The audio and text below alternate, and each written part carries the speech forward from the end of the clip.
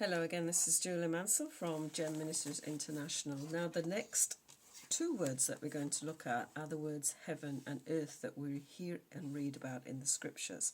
The first scripture we're going to look at is Matthew 5 verse 18, and that reads, we'll just back up to verse 17. This is Jesus speaking. Do not think that I am come to abolish the law or the prophets. I have come not to abolish them, but to fulfill them. For truly I say to you, until heaven and earth pass away, not one iota, not a dot will pass from the law until all is accomplished. And the other scripture I want to look at is in Matthew 24, verse 35. Matthew 24 is an excitingly challenging chapter, but it's not really when you start to unpack it a little bit further. So Matthew 24 verse 35 reads, Truly I say to you, this generation will not pass away until all these things take place. Heaven and earth will pass away, but my words will not pass away. So what was Jesus referring to, and what did the Jewish hearers understand when he said those two sentences, heaven and earth will pass away, and not one iota or dot will pass from the law until all these things are finished. And then he says, heaven and earth will pass away, but my words will not pass away. These are what are known in the Jewish culture as idioms, which means they're little sayings which are common in a culture, but everybody knows that it doesn't mean literal heaven and literal earth.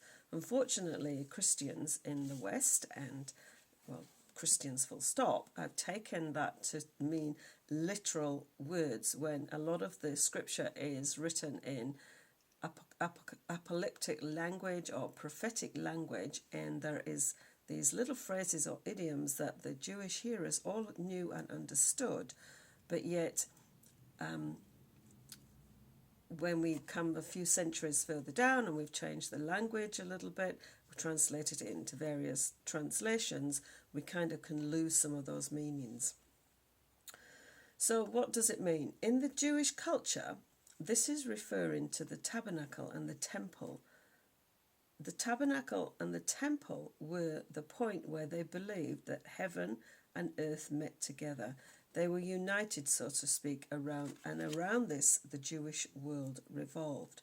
So if you have any understanding of the tabernacle in the wilderness, you'll know that there was an outer court and there was an area where the animals were sacrificed, and then we have the Holy of Holies, and then we have the Most Holy Place. There were three sections of the whole structure of the tabernacle, and same with the temple when the temple was created.